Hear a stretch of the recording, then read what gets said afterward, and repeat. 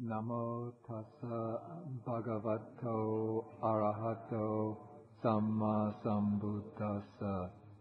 Namo tassa bhagavato arahato samma sambuddhassa. Namo tassa bhagavato arahato samma sambuddhassa.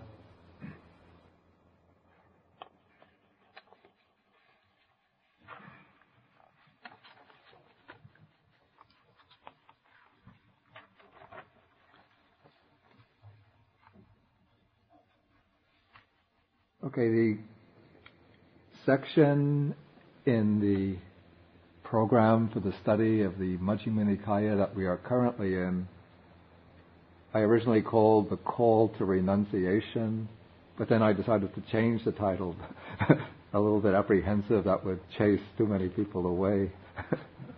I changed it to Deepening One's View of the World. And so far, in this particular portion of the study, we have dealt with a sutta which discloses what I call the wretchedness of the mundane or worldly life. That's the Mahadukkha Khandha Sutta. Then we discussed two suttas that deal with the dangers and sensual pleasures. One was the Potalya Sutta, Majjhima number 54, and then over the last two sessions we dealt with the Magandhya Sutta, Sutta number 75. And now, in today's class, we take a little detour out of the Majjhima Nikaya into the Samyutta Nikaya for a collection of short texts which gives us what we might call the picture of what we might call the cosmic background to the Buddha's teaching.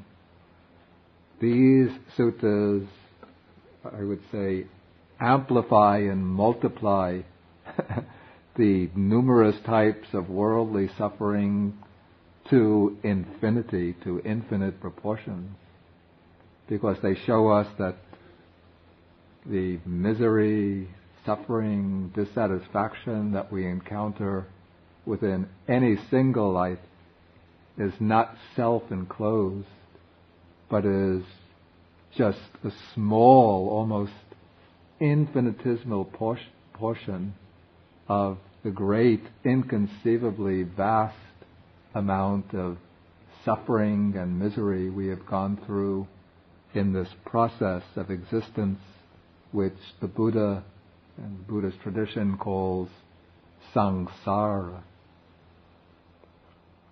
Here the word samsara comes from the root sar, which means to run, sarati, to run.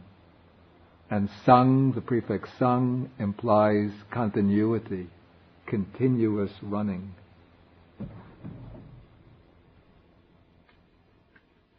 And the verb form, samsarati,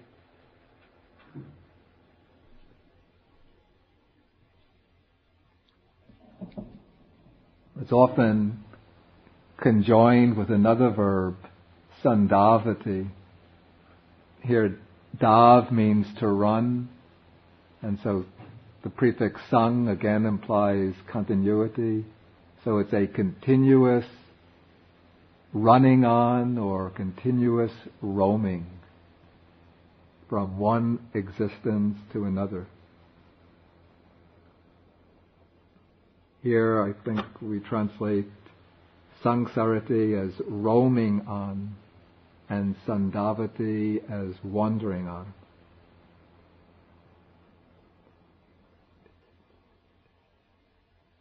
And the Buddha in this series of suttas says that samsara is, he uses a word which comes in Pali, Anamatagga, which gives its name to this particular collection of short texts. We have the title Anamataggasaṃyutta, the collection of connected discourses on Anamatagga. The exact original meaning of this word, Anamatagga, is not known. It's rather obscure. And in Sanskrit, Buddhist hybrid Sanskrit, this word has been come down as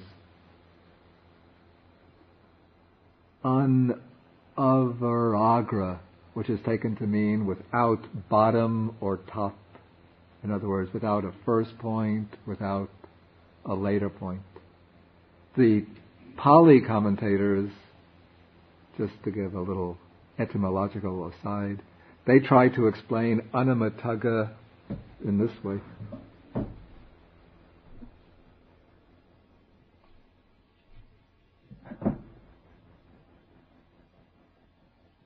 Okay, the word agga, which is the most important word, often it means point.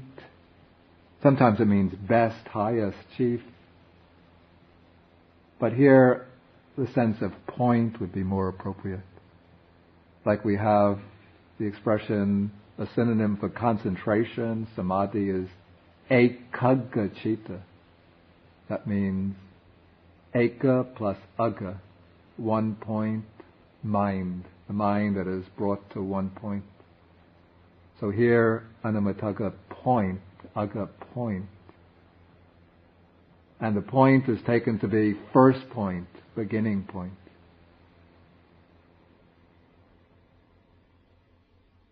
Then amata here means not deathless. It also means deathless. But here they take the sense to be not... Mata also means thought, conceived. So amata means not conceived. Maybe by extension, not conceivable. Then, to make sense of this whole expression, the commentators transform this prefix un. You see, if you take anamatagga in that sense, you have amata, not thought, not conceivable, and un by itself is another negation. So it's a negation of a negation. It would seem to mean that it's conceivable, the beginning is conceivable. So they change un to anu, understanding it to mean, anu has a sense of repetition. So they take the sense to be, no matter how far back, you can never conceive or imagine a first point. And so here, just to give some English rendering to the term, I used without discoverable beginning, without discernible, perceptible beginning.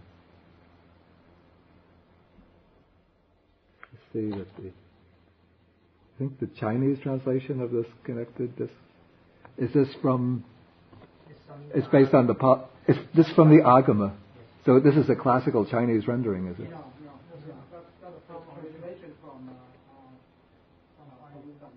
Oh, so this is a modern rendering then? By CC or somebody else?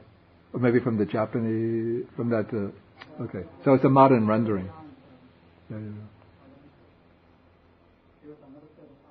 Yeah. Corresponding in the Sunny Valley. Yeah. But you didn't get a copy of it. Oh. Yeah, we print it out for you. Okay.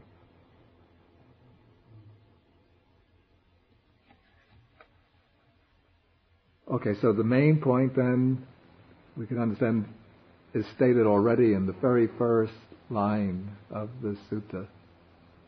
That this samsara is without discoverable beginning.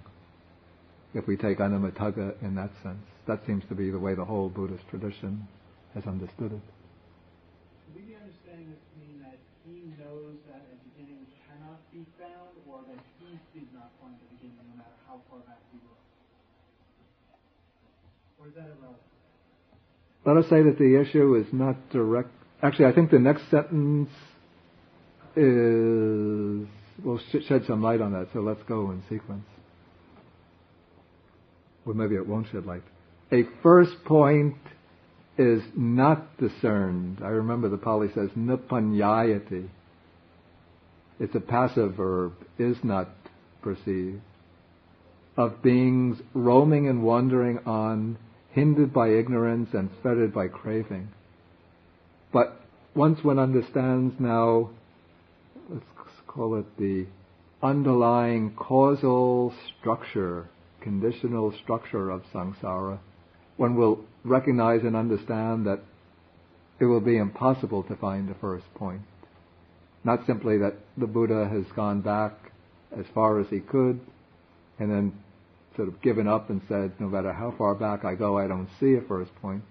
But when one understands the causal structure, one sees that this causal structure is governed by a kind of mathematics of infinity, that it's impossible to have a first point. And the reason why it's impossible to have a first point is because the main springs of this causal structure are ignorance and craving. And so what keeps, of these two, these are sometimes called the two roots of the round of birth and death, ignorance and craving. And of these, the more fundamental of the two is ignorance, avidya. Wu Ming. Wu Ming. And craving is it Lan? Ke Lan. Ke An. Ke An.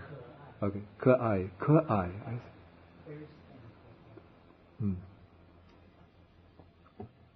Okay, so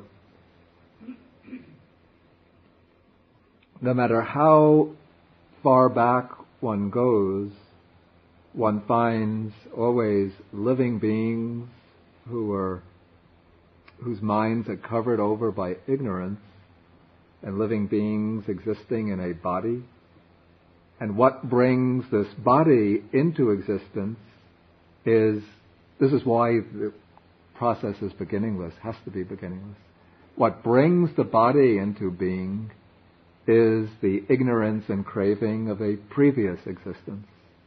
And that ignorance and craving had to be lodged in a previous body or a previous living being. And where did that living being come from? From the ignorance and craving of the preceding life. And where was that ignorance and craving based? What was its support? A living organism. And where did that living organism come from? The ignorance and craving of the preceding life. So it's a process whereby every fruit, well, this is going backwards, not forwards. Every fruit comes from a seed. Every seed was present in a fruit. Every fruit came from a seed, and so on, back, without. Yeah. No beginning to chickens, no beginning to eggs. And it's interesting here that the text uses these expressions, hindered by ignorance and fettered by craving. It's avidya nivarana. I think it's avidyaya nivutta and tanhaya samyutta. No, it's avidya nivarana, tanha sangyojana, which means usually when the text explain the process of meditative development, they speak about 5 hindrances, 5 nivarana: sensual desire, ill will, sloth and torpor, restlessness and worry and doubt. But here this word nivarana is used in relation to ignorance. So ignorance becomes the hindrance which underlies all the other hindrances.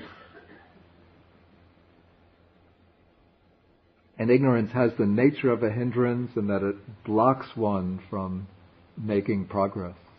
It sort of keeps one hemmed in and constricted.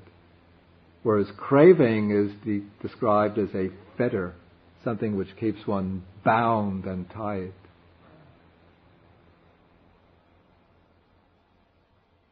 Okay, now here the Buddha uses a simile. In this sutta, in this chapter, we will meet many similes, each one intending to reinforce the same point or sometimes variants on that point. Okay, suppose a man would cut up all of the grass. These would be weeds, sticks, branches, and foliage. All the grass, sticks, branches, and foliage to be found in Jambudvipa. Jambudvipa is the Indian subcontinent. And he collects them into a single heap, and then he puts them down, saying for each one, he takes out one slip of grass, one stick, puts it down and said, "This is my mother." Then takes out the next one. "This is my mother's mother. This is my mother's mother's mother. My mother's mother's mother's mother," and so on. And so the sequence or series of that man's mothers, grandmothers, great-grandmothers, great-great-great-grandmothers, and so on, would not come to an end. And yet the man would use up all of the little slips made up from the reeds and sticks and branches and foliage in Jambudvipa. And what is the reason for this? Because this samsara is without discoverable beginning. No first point is to be discerned. And then the Buddha draws the conclusion from this. He says, "For such a long time, bhikkhus, you have experienced suffering, anguish, and disaster, and swelled the cemetery. It is enough to experience revulsion towards all formations, enough to become dispassionate towards them, enough to be liberated from them." Okay, again, this is a very, I would call it a very powerful statement. Okay, what are all formations? Here the Pali word is sankhara.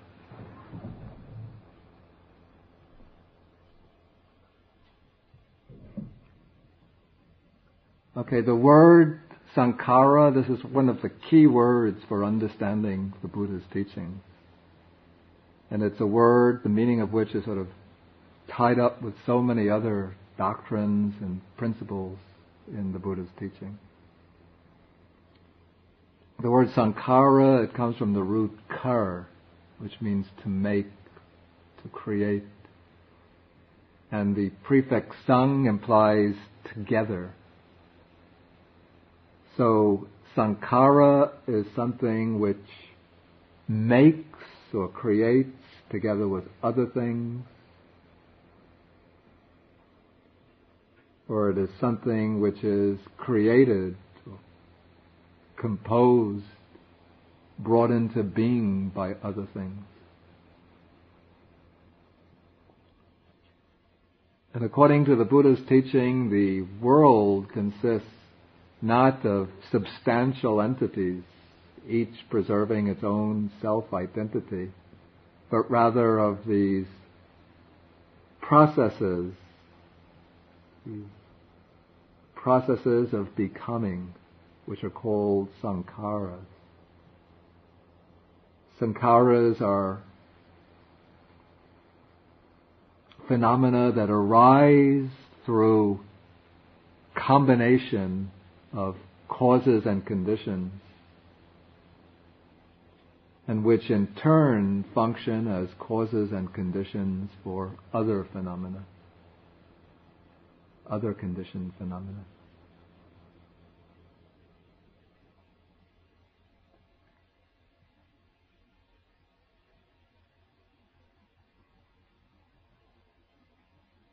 Sometimes the word sankhara occurs in different doctrinal contexts.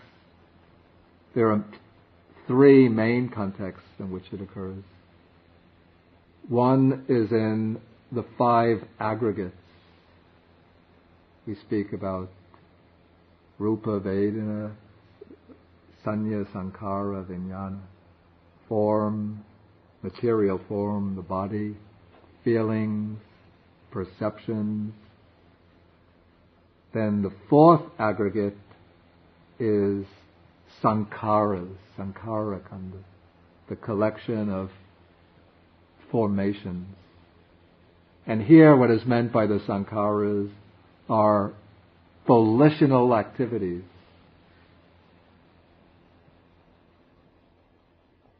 These are all mental factors that have that contribute some kind of volitional content to the mental life. And the most important of these is volition itself, or intention.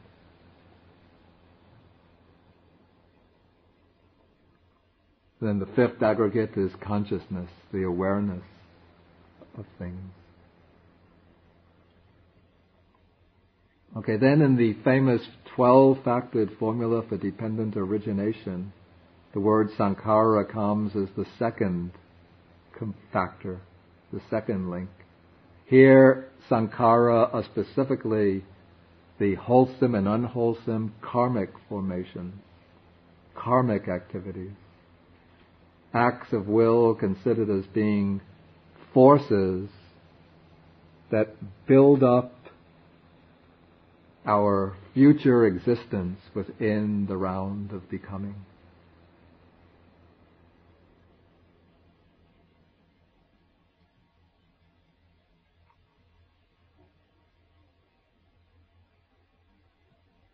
Okay, those are two narrower meanings of the word sankhara, in which the active sense is more prominent. The sense of sankharas as being constructive forces, not constructive in the good sense, like do something constructive, Tommy, don't go around breaking your sister's dolls, and but rather constructive in the sense of something which fabricates, creates, originates, in this case originates future existences within the round of existence.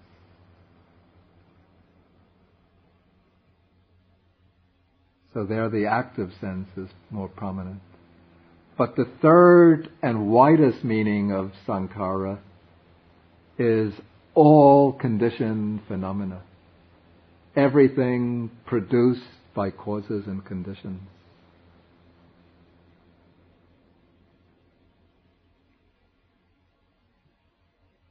And in this sense, sankhara is not to be limited to one of the five aggregates, but sankhara comprises all five aggregates and all external phenomena, all inanimate external phenomena. So all conditioned phenomena, whether they be purely physical phenomena, like stars, planets, galaxies, mountains, rivers,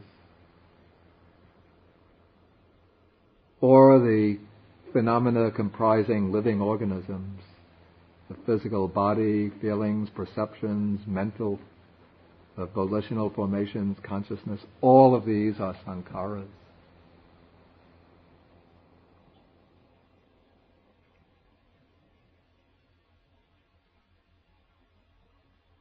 And here in this sutta, the Buddha is pointing out that when one contemplates and considers how one has been roaming and wandering through this samsara without any first point, what one is doing through one's activities would seem at the time so meaningful, so enjoyable, so interesting, enticing, fascinating. What one is doing is, through one's ignorance, not seeing and understanding the nature of these activities. One is building up through craving, one is building up sankharas in a narrower sense, sankharas in the causal creative sense, which give rise to future existences. And those future existences are comprised or composed of sankharas in the more general sense. So we have this beginningless process by which volitional sankharas give rise to the 5 aggregates. Then within those 5 aggregates, the volitional components, which are enveloped by ignorance and craving, those volitional components create or project a new origination of 5 aggregates in the future, which will again have ignorance and craving, giving rise to more volitional activity, and thereby projecting or creating another set of 5 aggregates in the future. In fact, this is really like a nutshell presentation of dependent origination.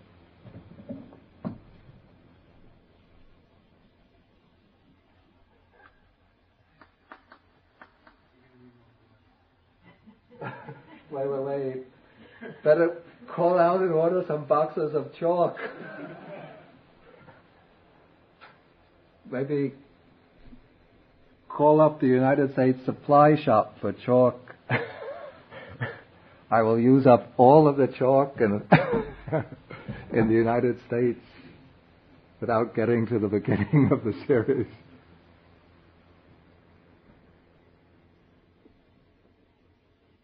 Okay, so in any given life, we call this life B.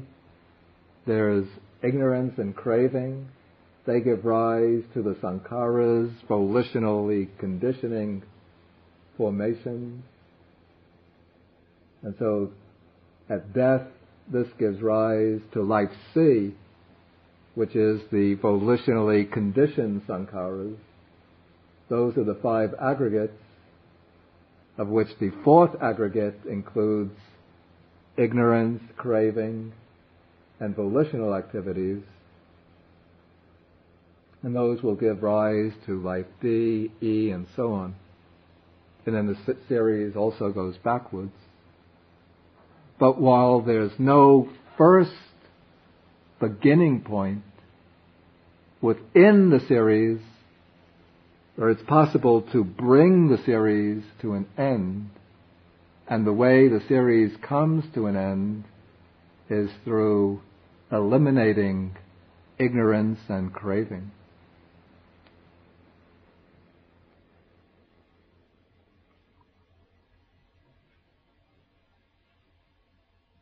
And the way ignorance and craving are eliminated is, well, by practicing the Buddha's path. And when the path of insight or panya, wisdom, reaches its high point, then there comes the direct experiencing of the impermanence, unsatisfactory nature, selfless nature of the 5 aggregates, of the sankharas, the conditioned formations. And with that experience or insight, there comes something which is called nibbida. It's one of those words very difficult to render into English. Here it's rendered revulsion. I'm not completely happy with this because it suggests maybe emotional disgust, which is not intended. Another rendering I'd used earlier was disenchantment, but that works in some contexts, not in others.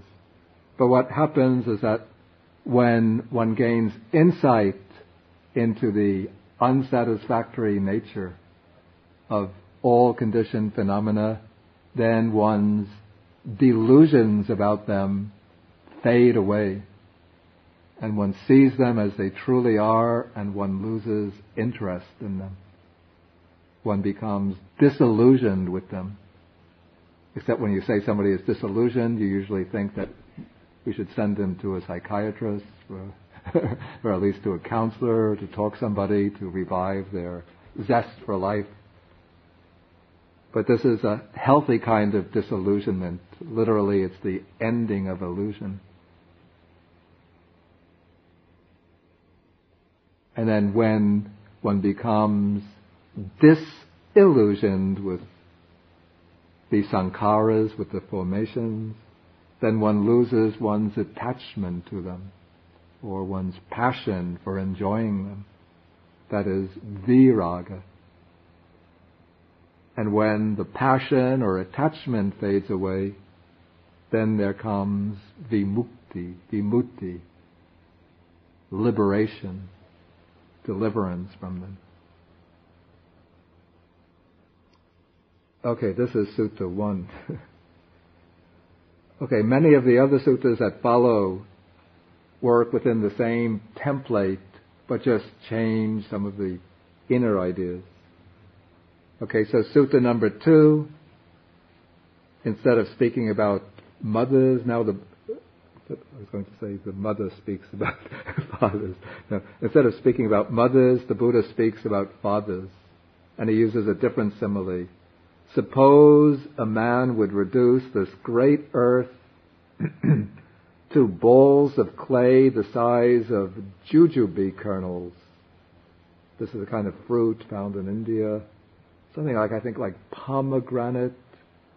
You know, the pomegranate kernels, about that same size.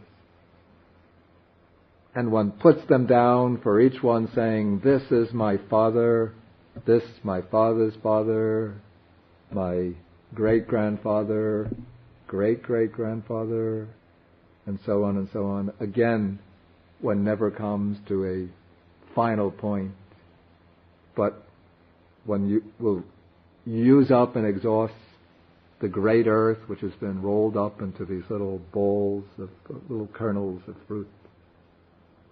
And then the conclusion is the same, enough to be liberated from them all.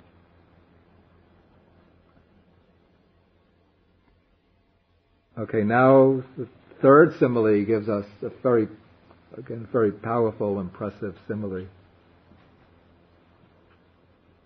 Well, not a simile, but an example.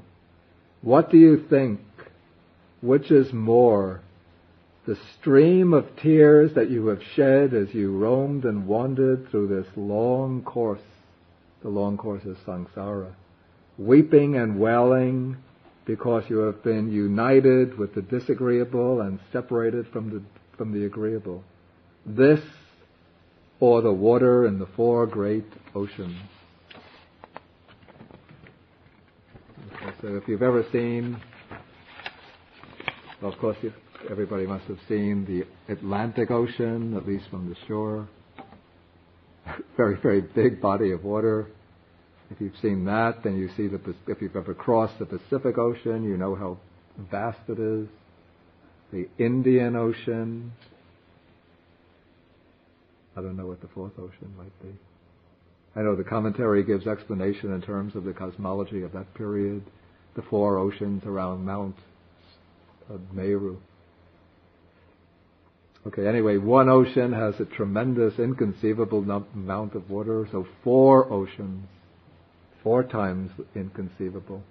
And yet when we really reflect on what it means for this round of existence to have no beginning, it's not like you go back millions and millions and billions of years and then you say, now I'm closer, a lot closer to the beginning. Even when you go back billions and billions and billions of years, you're just as far from the beginning as we are right here and now.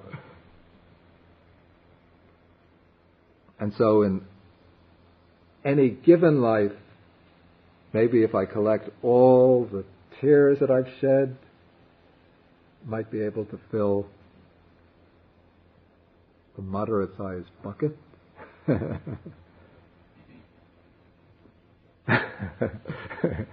then maybe in 20, 30 lives, we start to get the bathtub, halfway, 3/4 of the way full. But to fill up an ocean, one needs billions and billions of lives. And then to fill up 4 oceans, trillions and trillions and zillions of lives. Where do all of these lives come from? They're actually our own lives through this beginningless round of samsara. And in each life we come together, maybe we have some enjoyment, but so often we are united with the disagreeable and separated from the agreeable. These are actually 2 elements or 2 aspects of dukkha, of suffering, that the Buddha mentions in the Discourse on the Four Noble Truths. Okay, so the monks answer correctly. They say that the stream of tears that we have shed as we roamed and wandered through this samsara, this is more than the water in the 4 great oceans. And so now the Buddha goes on and says that it is good that you understand the Dhamma in such a way that this amount of tears is greater than the water in the 4 great oceans. For a long time, bhikkhus, you have experienced the death of a mother. And as you have experienced this, you have wept and wailed and shed tears. Then you've experienced for a long time, actually through beginningless time, the death of a father, the death of brother, sister, son, daughter, relatives, loss of wealth, loss through illness. In each case, one weeps, wails, sheds tears, and all these tears get collected and go into the bucket. Okay, next simile. Next sutta highlights the amount of milk that we have drunk in the course of this beginningless samsara. The amount of mother's milk. A child for, how long will it be that they drink the milk from the mother's breast? Okay, so this seems to be a rather limited amount of milk. But if you take life after life after life through millions, billions and billions of lives, that amount of milk comes to be far greater than the water in the 4 great oceans. Okay, Sutta number 5 introduces us to the concept of the aeon. This is in Pali called kappa, or maybe the Sanskrit word is more familiar, kalpa. Kalpa. Okay, in Buddhist cosmology, which we don't have to take too literally, but suggestively, the kalpa is the amount of time that it takes. Okay, Buddhism conceives the universe, or a world system, one world system, goes through 4 major stages of development. It begins as a kind of tightly compressed, tightly compacted ball of undifferentiated matter. Or maybe you could even think of it as physical energy. Then, at a certain point, this mass of compressed energy starts to expand, to develop, to unfold. That is the second phase. The first phase is the phase where it exists as this ball of compressed energy. Then there comes the stage of expansion, till it reaches a certain maximum degree of expansion, beyond which it cannot expand any further. And then it starts to contract and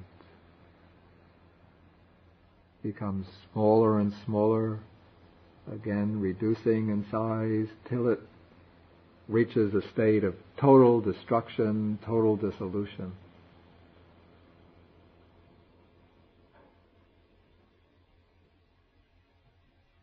Then it again starts, and that is the fourth stage.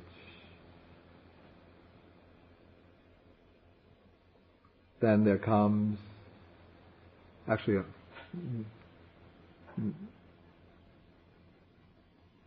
the first stage is a stage of undifferentiated energy. The stage of expansion, that is the second stage. Then there comes, when it reaches the maximum degree of expansion, then there comes a period of stabilization. It remains stable in that expanded condition. That is the third stage. Then the fourth stage is the compression, which culminates in dissolution. Then from dissolution, there will come another stage of expansion up to the maximum, the degree of stabilization. Then there comes contraction, reaching its end in destruction, expansion, expansion, stabilization, contraction, destruction. And each one of these 4 stage cycles is a kalpa.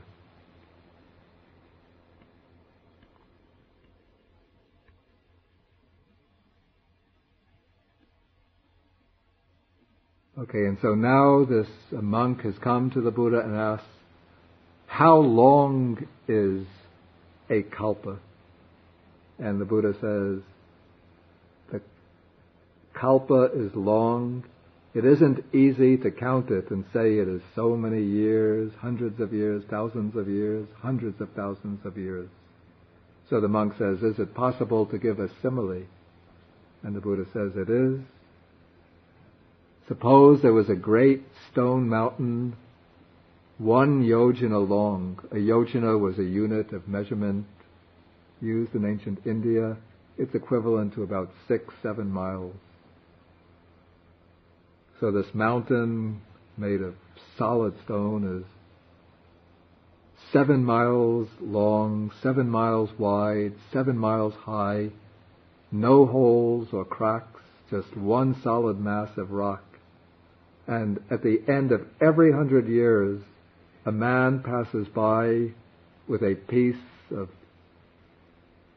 very fine cloth from Benares. It's called Kasian cloth, very, very delicate, and just strokes it once and then passes on.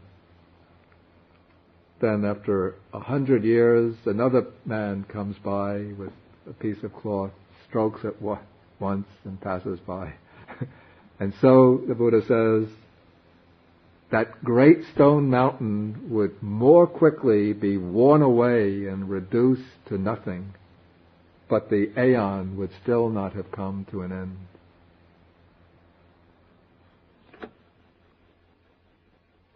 I don't know how literally we can take that, because if one were to stroke the mountain once every 100 years, I don't think it would ever be worn away.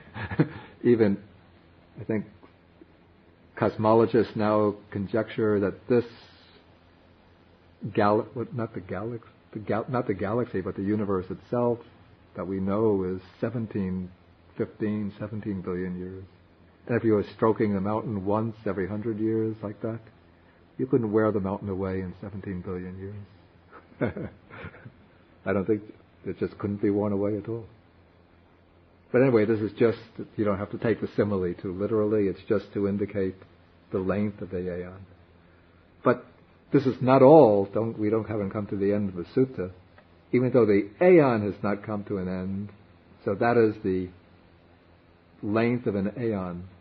And of aeons of such length, we have wandered through so many aeons, so many hundreds, so many thousands, so many hundreds of thousands of aeons.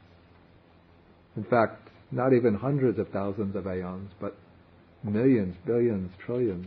no beginning.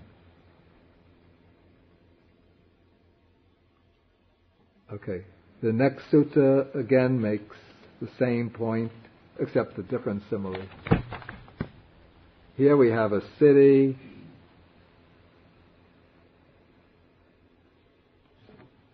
surrounded by iron walls. The city is a yojana long, or the walls are a yojana long, a yojana wide, a yojana high, 6-7 miles. And it's the walls, the area within the walls is filled with mustard seeds. If you know mustard seeds, very, very small, and their seeds are compacted, very dense, like a knot. And at the end of every 100 years, a man would remove one mustard seed from there. And so that great heap of mustard seeds would be depleted and eliminated, but the aeon has still not come to an end. And again, we have wandered through so many hundreds and thousands of such aeons.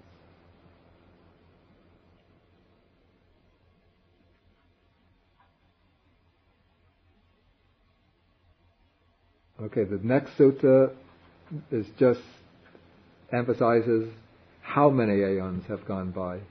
And the Buddha uses the example of he has 4 disciples, each with a lifespan of 100 years, and in each day they were able to recollect 100,000 aeons. That is, these disciples have the faculty of recollecting previous lives and then sort of speeding up the process that they don't have to go through each life in detail, but they can just go in the snap of a finger through a single life.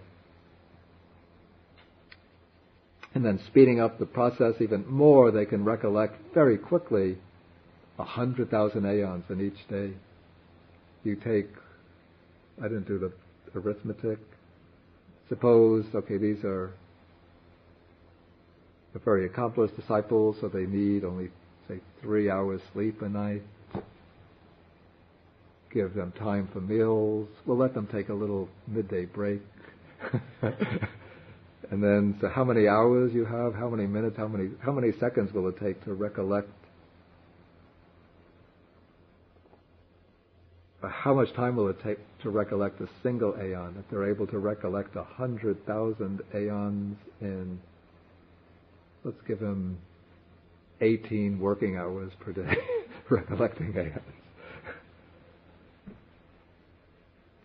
Okay, so each day they would recollect 100 aeons, and that's, let's say, 365 days a year, so they're recollecting 365,000 aeons in 1 year.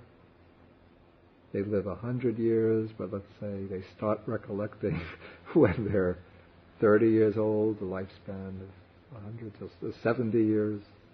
Anyway, you could get your little calculator and you do the arithmetic. Okay, so the point is clear. Okay, next sutta gives the famous simile of the grains of sand of the river Ganges, between the point where the river Ganges originates. This is Ganga Tota, is that what it's called? The high point of in someplace high up in the Himalayas. And then it enters the great ocean at Calcutta.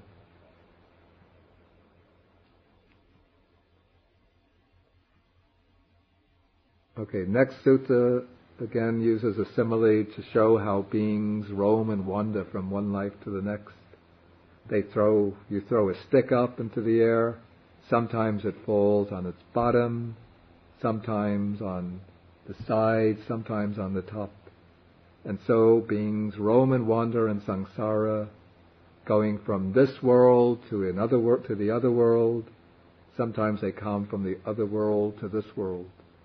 Sometimes they go from the human realm to higher realms to the human realm, from the human realm to lower realms, from lower realms back to the human realm. And thus it goes on, life after life after life.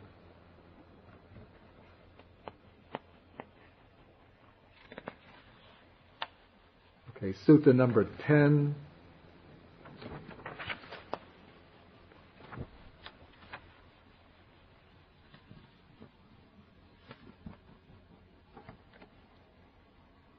Again, another very powerful simile.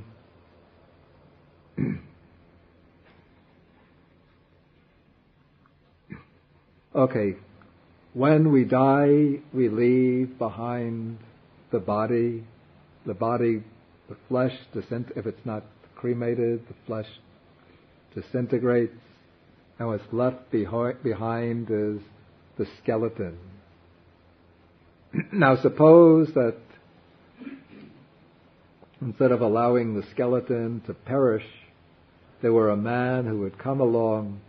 We have to give him a very long lifespan. And he collects these bones and maybe puts them in preservatives so that they don't disintegrate.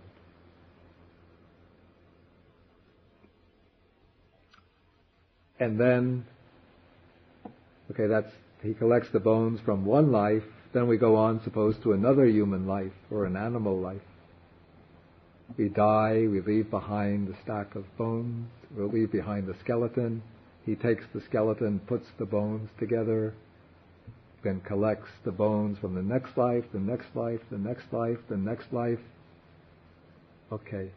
And so eventually we would get a pile of bones as large as Mount Vapula.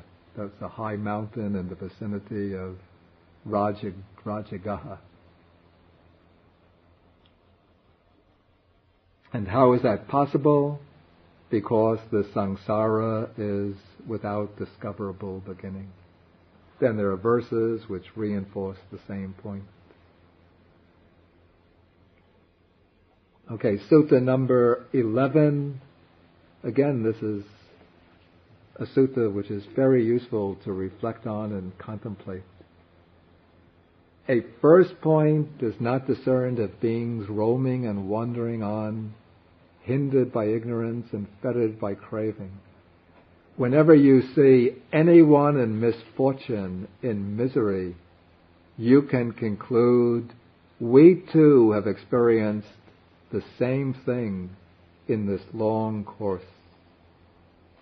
Often we see pictures about the young children in Africa who have been afflicted by famine, by drought, reduced to what looks like skin and bones, with bloated bellies, flesh of the face reduced, so you could see almost the skeleton, very pathetic look in their eyes. And so when one sees pictures like this, one reflects, we too have undergone the same misery in previous existences. You might see or read about reports of massacres that take place in modern times and reflect that we too have gone through this misery. Even in the case of some of us, some of our relatives might have undergone the experience of the Holocaust in Germany, or the persecution in other countries.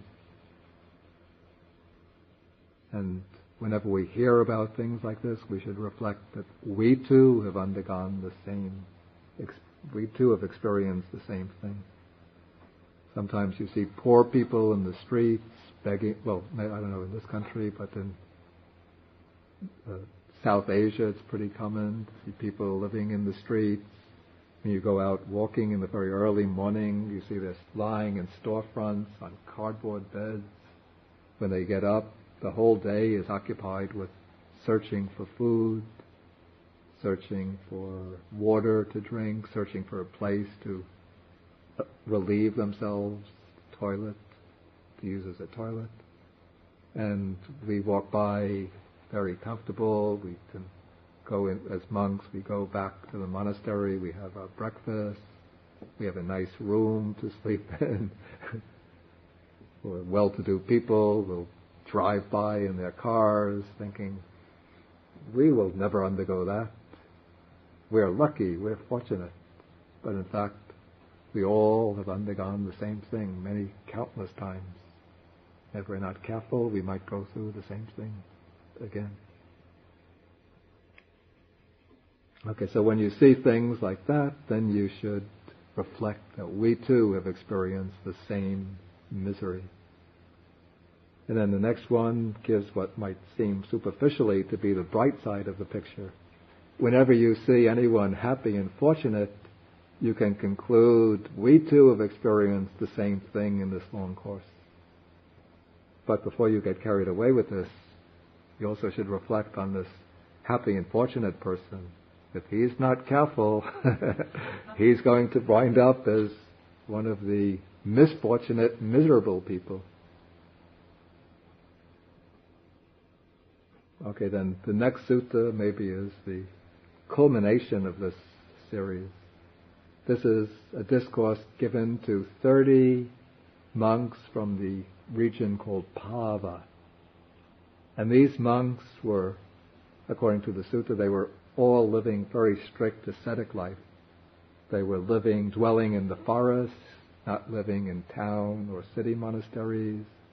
They would always collect their food by going on alms round, not accepting food that might be brought to the monastery by people, but they make a vow or determination as an ascetic practice that they will only eat food which is they collect by going from house to house on alms round.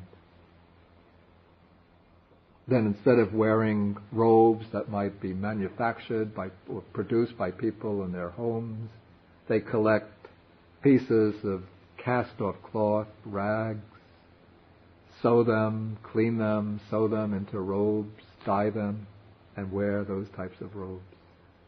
And then they use only the 3 basic robes, not making use of any extra robes.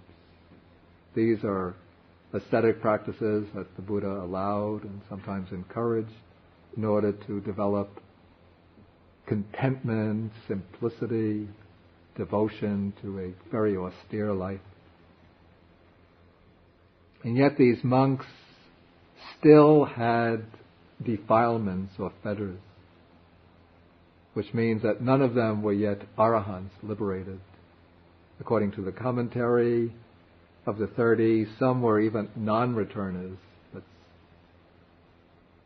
enlightened persons of the next to last stage, the 3rd stage.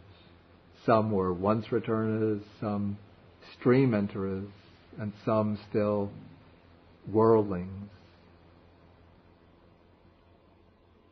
And then they came to the Buddha, they paid homage to him, and the Buddha realized that their minds were very, very mature, their faculties were very ripe.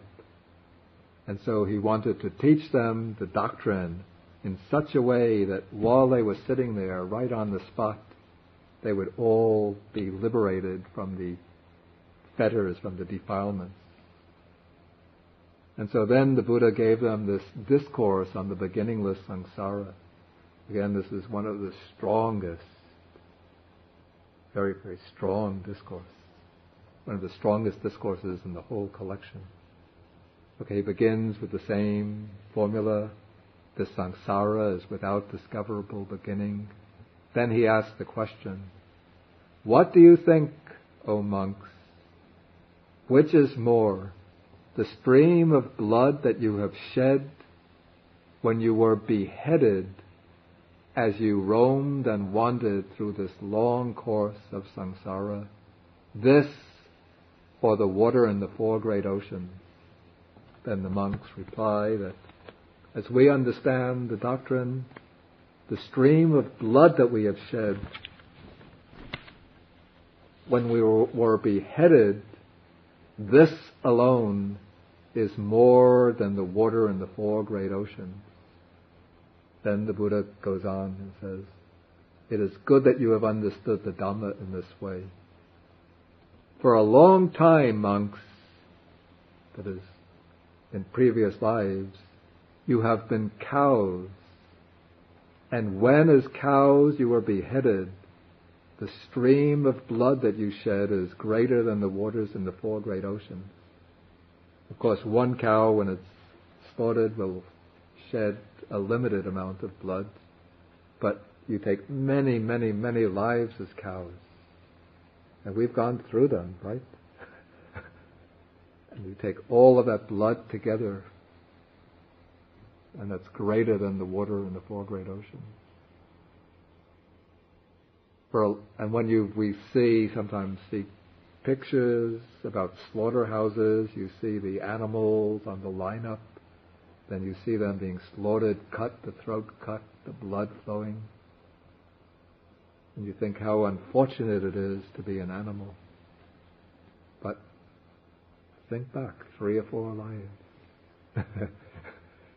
Perhaps we were waiting in that lineup too in the slaughterhouse. And then, with all of that fear, the knife came and cut the throat. For a long time you have been buffalo, sheep, goats, deer, chickens, and pigs. And even when you were human beings, you have been arrested as burglars, highwaymen, adulterers, and you were beheaded, and the stream of blood that you shed is greater than the water in the 4 great oceans. And then the Buddha goes on, it is enough to be liberated from them. And then this concluding paragraph is important. Okay, those bhikkhus delighted in the Buddha's words, and while this exposition was being spoken, the minds of the 30 bhikkhus from Pava were liberated from the taints by non-clinging. But as this discourse had such a powerful effect on them, that just while listening to it, all of the taints or the basic bonds of the mind were broken, eliminated, eradicated, and they were liberated right on the spot. Okay, the next 6 suttas have been joined together. It is not easy, O monks, to find a being in this long course who has not previously been your mother, your father, your brother, sister, son, daughter. Again, because the samsara is without discoverable beginning. Then the last sutta. Okay, now the Buddha is living in Rajgir on Mount Vulture's Peak, and nearby there's a mountain called Vaipala, that means the vast mountain.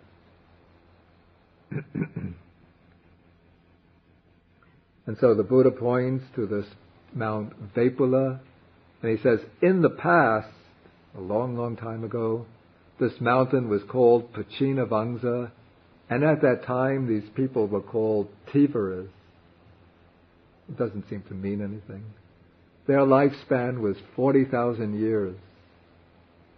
Seems really difficult with our understanding of anthropology to conceive how people could live 40,000 years. I have to say I find it puzzling to make sense of such statements. Okay, but anyway, they could climb Mount Pachinavangsa in 4 days and descend in 4 days. This mountain was very high, so it would be... this indicates how high the mountain was at that time. Okay, and it was during this period that there was a Buddha by the name of Kakusanda. He is, I think, the 4th Buddha of antiquity. He was living in the world, and he had 2 chief disciples named Vidura and Sanjiva. And now the name for this mountain has disappeared. All of those people are long dead and gone, and that Buddha Kakusanda, together with his chief disciples, they attained final Nibbana. Okay, in any rate, whether one accepts this as fact or not, but the message is that the way all of these things have disappeared, this shows how all formations are impermanent, unstable, unreliable, enough to experience revulsion towards them, to become dispassionate towards them, to be liberated from them. Then sometime later, the next period of the time of the next Buddha, this mountain was called, should be Vankaka, and the people were called Rohitasas. Their lifespan was 30,000 years. They could climb the mountain in 3 days and descend in 3 days. Again, the message is the same. All formations are impermanent. Then the next Buddha, during his time, this was Kashyapa. The mountain was called Supasa. The people called Supiyas. Their lifespan, 20,000 years. And there was the Buddha Kassapa with his disciples in the world. Again, all of these things have disappeared. So impermanent are formations. And now the mountain is called Vepula, and the people of the area are called Magadhans. Their lifespan is very short, only about 80 or 100 years. And now I, Gautama or Shakyamuni, I am the Buddha in the world, and my chief disciples are named Sariputta and Moggallana. There will come a time when the name for this mountain will disappear, when all of these people will have died, and I and the disciples, we will have attained final nirvana. So impermanent are formations, so unstable, so unreliable. It is enough to experience revulsion towards them, enough to become dispassionate towards them, enough to be liberated from them. Then the Buddha speaks some verses. The second verse is very common. This is the verse that in Theravada Buddhist countries the monks always recite at funerals. A reminder of the impermanence of life. Anicca vata sankhara upadavaya dhammino upajitva nirujanti te sangvupasamo sukho. That all formations, all conditioned things are impermanent. Their very nature is to arise and vanish. They arise and vanish, arise and vanish. And one can understand this at different levels. At the coarser level, we just look around and we know that all things like mountains, rivers, will eventually vanish and disappear. All human beings will come to an end. That's a rather coarse, but it's also a valid notion of impermanence. But then as we go down to finer and finer levels, we come to the level of the real sankharas themselves, the momentary events that make up our own body and mind. And these, as we experience them with increased concentration, mindfulness, attention, we also see constantly arising, vanishing, arising, breaking up, passing away, arising, breaking up, passing away. So they arise, persist just for a moment, then cease, arise and cease. And so their vipassana, their quieting down or stilling, is blissful. In other words, what the actual stilling or quieting of all formations, this is sabba sankhara samato, the stilling of all formations, and that is a synonym for nibbana. And that is the Anamataggasaṃyutta. Okay. Any questions, comments? Yeah. For the past regression hypnosis, Yeah. trying to find out past life, according to the Buddha, basically they are just, they haven't even dabbled into what lives, the past lives are of, the past 2 or 3 lives. Yeah. And a lot of people spend a lot of time wasting their time. Trying to find out about the last one. Yeah. And I don't know how really reliable this past life regression therapy is. as I understand, they tell a person, okay, if you lie down, relax. The person comes to the psychologist, he has a particular problem, so I say, lie back, relax. Okay, now tell me, how did this problem originate? And so if they've been prompted enough to know that it originated from something they've experienced in a previous life, and then, they say, well, in such and such a life, I was a slave holder in the South, and I mistreated my slaves. Then they'll go into great, very detailed description, right? And give all sorts of explanations, which may have some connection, apparent connection, with the symptoms they're experiencing in this life. But, that's in no way confirmatory evidence that they're actually recollecting a previous life. Because the mind can, we fall asleep and we come up with very elaborate dreams. Sometimes they seem very convincing, very detailed. And so if one puts a person into a very relaxed frame of mind and suggests that they're going to recall events that took place in previous lives, the mind can create, through its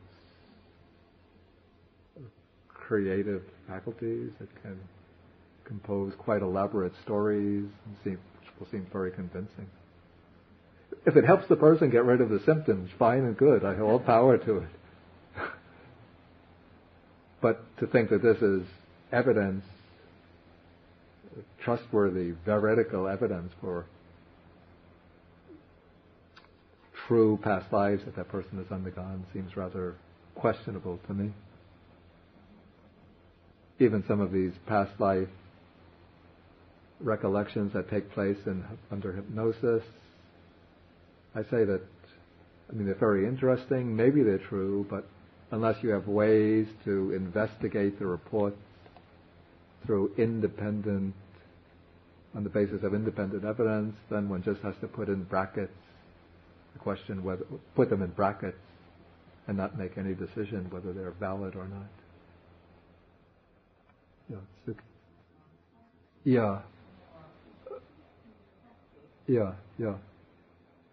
Nibbida is an earlier stage. And there's another sequence that comes. Yatha bhuta jnana dasana nibbida viraga vimutti. So yatha bhuta jnana dasana is seeing and knowing things as they really are.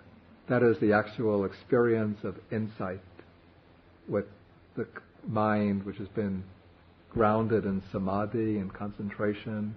Then one focuses that mind on the sankharas in one's own 5 aggregates, sees, investigates and sees their arising, passing. So one sees their impermanence, their unsatisfactory nature, their selfless nature. They're not the true self. That is the arising of insight knowledge.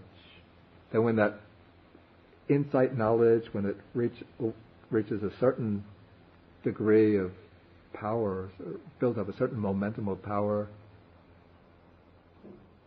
one is no longer seeing arising and passing away, but the attention becomes so finely focused that one is just perceiving dissolution or breaking up of the formations. So that it's just like a series of breaking, passing. Swift, very, very rapid. And so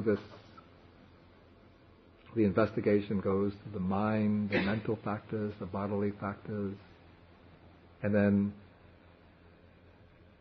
one could deflect the attention outwardly to see that all beings in this world, every moment they're just undergoing this dissolution, disintegration, moment by moment disintegration. And then that insight into disintegration, dissolution, brings the nibbida, the sense of that there's that drying up of the interest or the fascination with the experience, the enjoyment of the world. So that is nibbida. But nibbida itself is not actually really uprooting defilements. But it's when the nibbida gains a certain momentum that the craving actually starts getting pulled up by the roots. And that pulling up of craving by the roots, that is viraga. And so at the culmination, the highest point, viraga then becomes equated with arhatship. Or you could say the stage immediately preceding arhatship. And then viraga is the pulling up of the defilements. And then the mind, when the defilements are actually pulled up, or the state of mind when the defilements are pulled up, that is liberation, vimutti.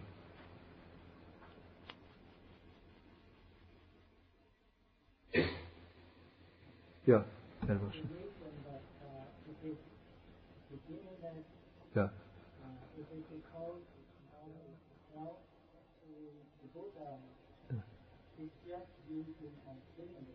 Yeah.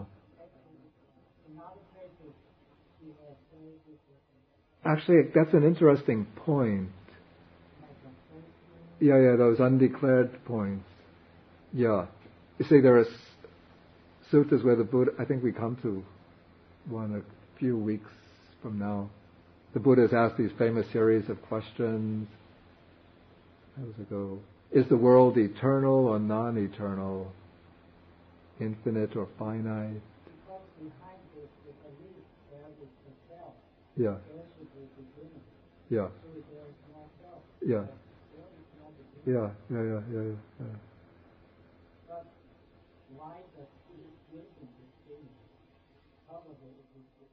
Why is he using the simile?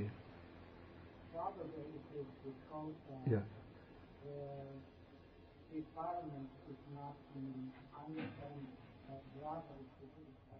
Yeah.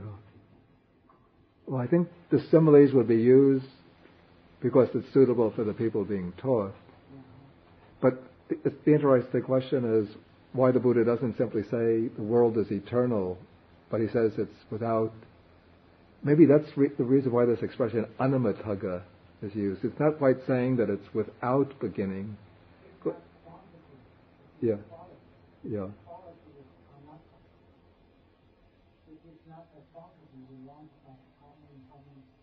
Yeah. I'm not quite sure that I get the point. But there seems to be a difference between thinking that the world is something like has a kind of external objective existence. Then you're dealing with the question, does it have a beginning, does it not have a beginning? But when it's sort of projecting the world outside from outside oneself. But for the Buddha, the world is not really something external to us or outside ourselves. But in a sense, the world is what we are. It's sort of the world is just part of our own being. This gets into I can't even. Yeah. Not in the sense that the Chitta Matra sense that the world is just mind only, but the world is inseparable from the functioning of the six sense faculties. And it is through our own ignorance and craving that we bring into being the six sense faculties, in dependence upon which there is present a world. So the question, does the world have a beginning or is it beginningless? Those questions become irrelevant when we understand the real nature of the world. Those questions are only relevant on the supposition that the world has some kind of objective, independent existence. Here, without cover with beginning, that is without beginning. Yeah. So it's like when we see a circle. Yeah. Same thing. Yeah. Somewhere it's a circle. Yeah. It's covered with beginning. Right. Yeah, that's a good way to understand it. So I have to say that the rendering non-discoverable, that's a sort of speculative attempt to get the meaning of Anamatagga, the real original meaning of which nobody is sure. Janet, did you have a question? Or? Yeah. And then there should be a certain point that we can come to what is the original state. Yeah. That is the beginning point. Yeah. But if it's anu, then one doesn't come to that point because one is always going further and further and further. I think that's the idea that the commentaries have in mind.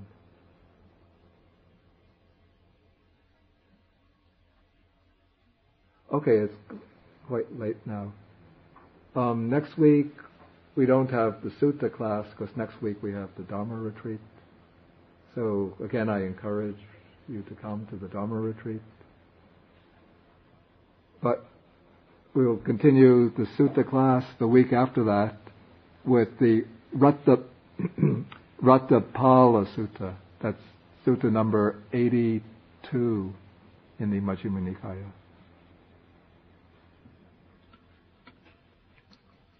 Okay, now we do the dedication of merit, sharing of merit. I think you have the forms by the seat. Akasata chabhumata devanaga mahedika punyantang anumoditva chirang rakantu sasanang. Akasata chabhumata devanaga mahedika punyantang anumoditva chirang rakantu desanang. Akasata chabhumata devanaga mahedika punyantang anumoditva chirang rakantu mang parang. Etavata chaham mehi sampadang punya sampadang sabbe deva anumodantu sabba sampati siddhya. Etavata chaham hehi sampadang punya sampam hehi sampadang punya sampam hehi sampadang punya sampam hehi sampadang punya sampam hehi sampadang punya sampam hehi sampadang punya sampam hehi sampadang punya sampam hehi sampadang punya sampam hehi sampadang punya